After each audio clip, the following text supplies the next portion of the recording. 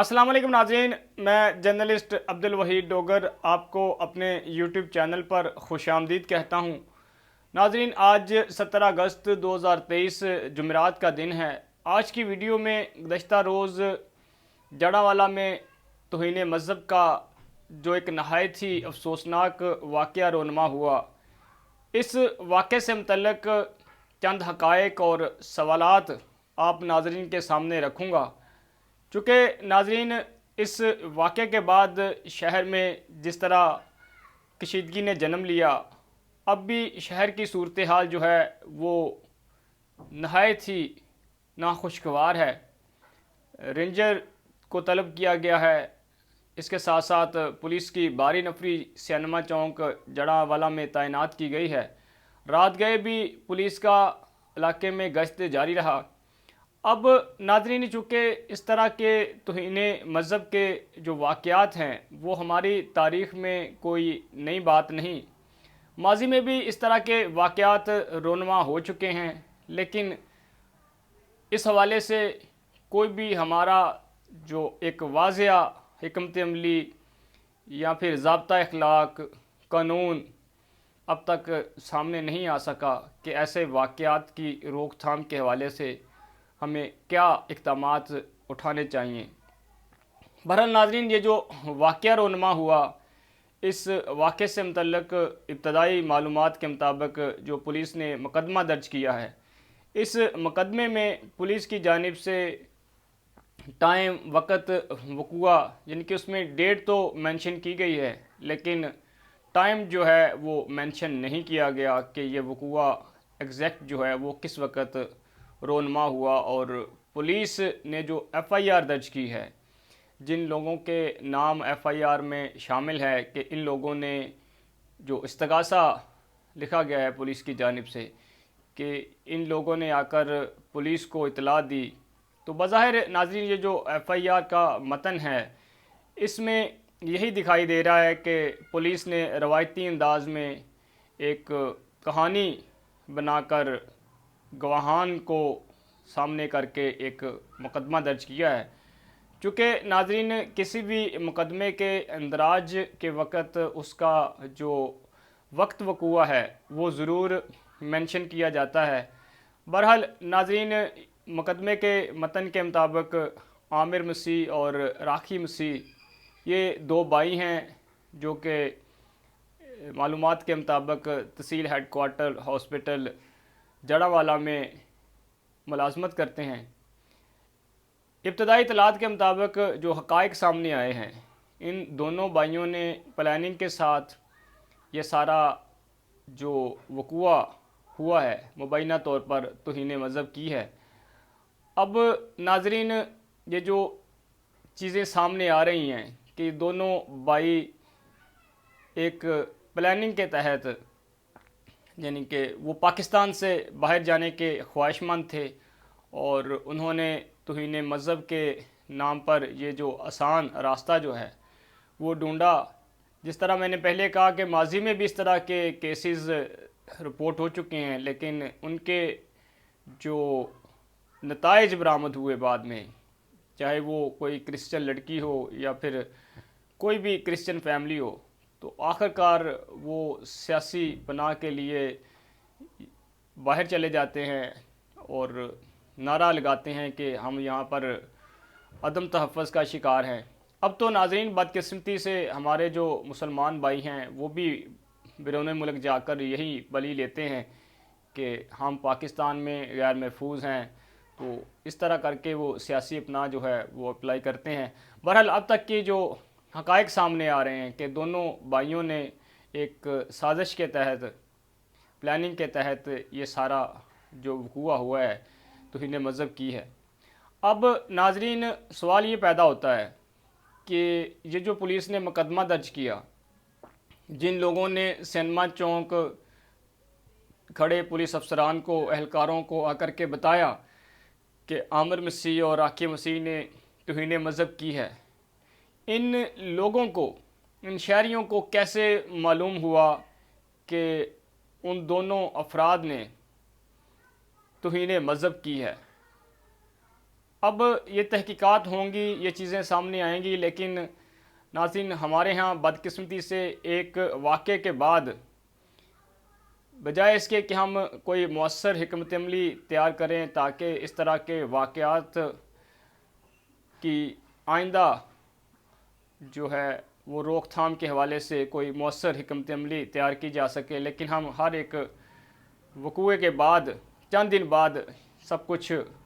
بھول جاتے ہیں، نظر انداز کر دیتے ہیں۔ بہرحال ناظرین، اس تمام تر وقوعے کے بعد جس طرح وہاں سے ریاکشن آیا،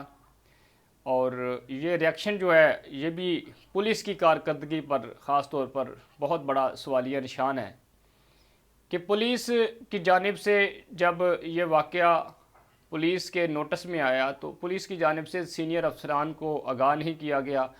اگر آگاہ بھی کیا گیا تو پولیس افسران نے اس معاملے کو سنجیدہ نہیں لیا۔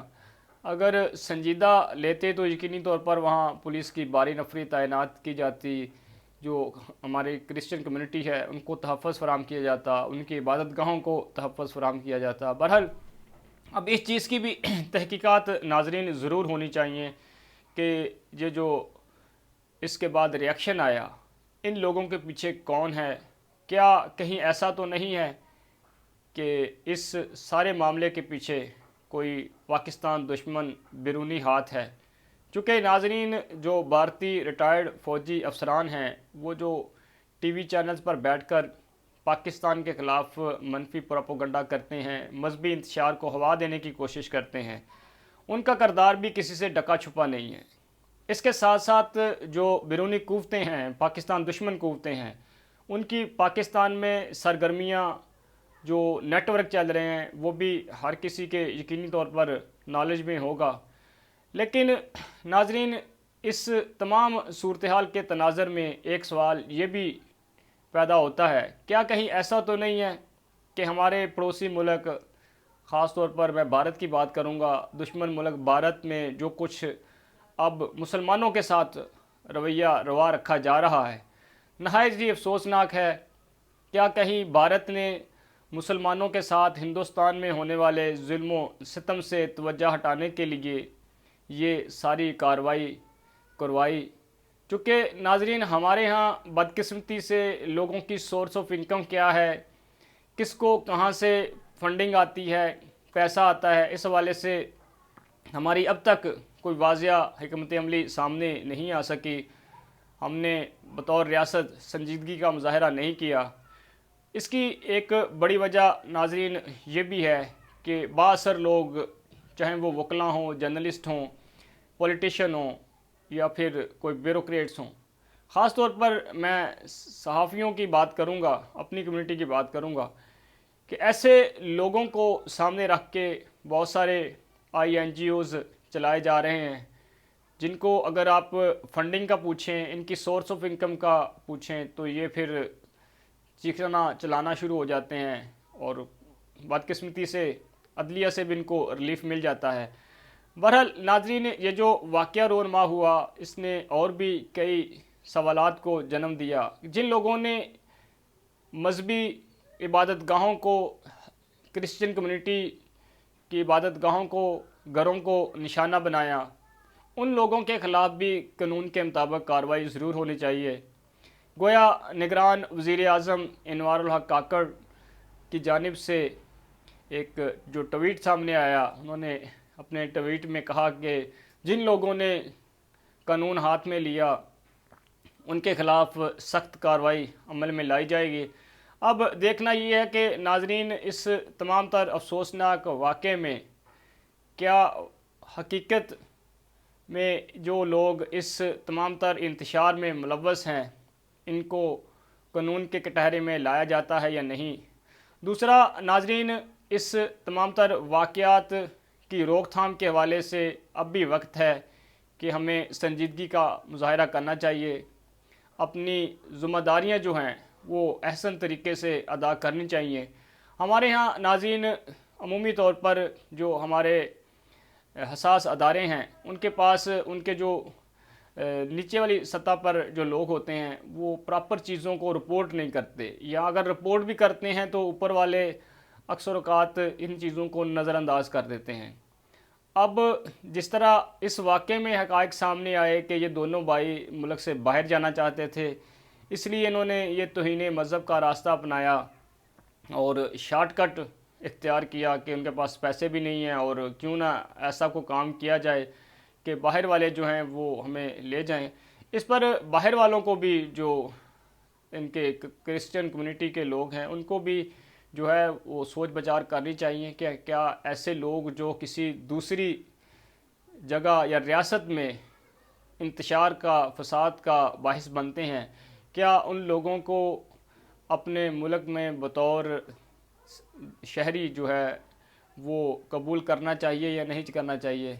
اس کے ساتھ ساتھ ناظرین، جو ستم ظریفی ہے کہ جو اسسٹنٹ کمشنر شوکت مسیح صاحب تھے، ان کو بھی بعضاں عہدے سے ہٹا دیا گیا۔ ان کا عہدے سے ہٹانا بھی حکومتی سنجیدگی کا مظہر ہے۔ اگر ایک واقعہ رونما ہوتا ہے تو اس میں اسسٹنٹ کمشنر کا کیا قصور ہے؟ کیا خدا نہ خواستہ وہ اسسٹنٹ کمشنر کی ایما پر یہ سب کچھ کیا گیا؟ بہرحال یہ جو اسسٹنٹ کمشنر صاحب کا تبادلہ ہوا ہے، میرا خیال میں یہ تبادلہ نہیں ہونا چاہیے تھا۔ انہیں ایسے ہی اپنی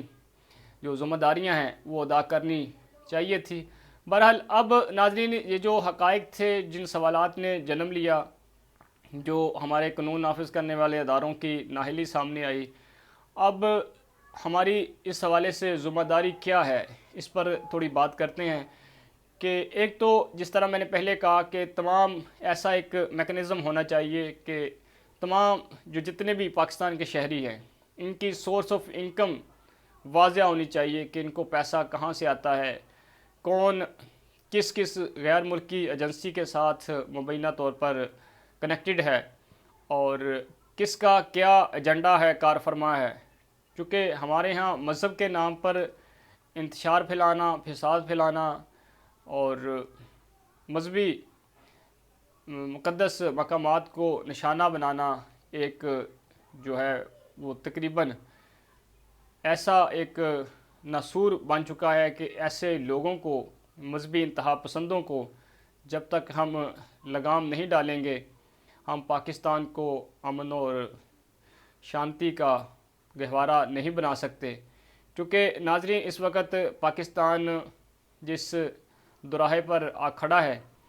اس میں پاکستان کے حوالے سے جو انٹرنیشنل کمیونٹی میں ایک تاثر پایا جاتا ہے کہ اگر توہین رسالت، توہین مذہب کسی دوسرے ملک میں پاکستان سے باہر بھی ہوتی ہے تو ہم یہاں پر اپنی سرکاری اور پرائیویٹ املاک کو نقصان پہنچاتے ہیں۔ حالانکہ جن لوگوں نے اس واقعے کے بعد کرسچن کمیونٹی کے عبادت گاہوں کو، گھروں کو جلایا، در حقیقت انہوں نے جو اسلام کی تعلیمات ہے اس سے بھی روگردانی کی ہے، کیونکہ اسلام قطعی طور پر دیگر مذاہب کی عبادت گاہوں کو جلانے یا کسی کے گھر کو جلانے کی اجازت ہرگز نہیں دیتا۔ اسلام نے ایسی چیزوں سے ممانعت فرمائی ہے۔ اب ناظرین، دیکھنا یہ ہے کہ یہ جو ملزمان ہیں عامر مسیح اور راکی مسیح، ان کو کب گرفتار کیا جاتا ہے، ان کے سر پر جو باہر جانے کا بھوت سوار تھا وہ کب اترتا ہے، اور اس کے ساتھ ساتھ جن لوگوں نے کرسچن کمیونٹی کے لوگوں کو نشانہ بنایا، ان کے خلاف کیا کارروائی عمل میں لائی جاتی ہے۔ چونکہ ناظرین، اس وقت جو جڑاں میں صورتحال ہے، جڑاں کے حوالے سے بھی ناظرین اگر تھوڑا سا آپ کو بتائیں تو جڑاں فیصل آباد کی ایک معروف تحصیل ہے جو کہ فیصل آباد شہر سے تقریباً 35 کلومیٹر کے فاصلے پر واقع ہے۔ اب اس شہر میں جو امن قائم کرنا جو ہے وہ ریاست کے لیے نہایت ضروری ہے۔ اب بے شک نگران، وزیر اعلیٰ، آئی جیز، یہ جتنے بھی جو حکومت کی اتھارٹیز کے ذمہ داران ہیں وہ وہاں پر وزٹ کر لیں۔ اب وزٹ کرنے سے کچھ نہیں ہوگا۔ اگر آپ نے واقعی ہی آئندہ اس طرح کے واقعات کی روک تھام کے حوالے سے سنجیدگی کا مظاہرہ کرنا ہے تو پھر آپ کو اس واقعے میں ملوث تمام کرداروں کو، چاہے وہ جو آپ صلی اللہ علیہ وسلم کی شان میں گستاخی کی گئی، جو قرآن مجید کے بے حرمتی کی گئی، وہ لوگ ہوں، چاہے وہ لوگ ہوں جنہوں نے گرجا گھروں کو نشانہ بنایا، وہاں پر جو مقدس کتاب انجیل تھی اس کو نشانہ بنایا، ان لوگوں کے خلاف بھی کارروائی ہونی چاہیے، اور اس تمام تر واقعے میں ملوث لوگوں کو کیفر کردار تک پہنچانا چاہیے، نشان عبرت بنانا چاہیے، تاکہ آئندہ اس طرح کے واقعات رونما نہ ہو سکیں۔ ناظرین، اب تک کے لیے اتنا ہی، ہمیں اپنی دعاؤں میں یاد رکھیے گا۔ میرے اس آج کے تجزیے سے اگر کسی کی دل آزاری ہوئی ہو تو میں پیشگی معذرت خواہ ہوں۔ پاکستان زندہ باد۔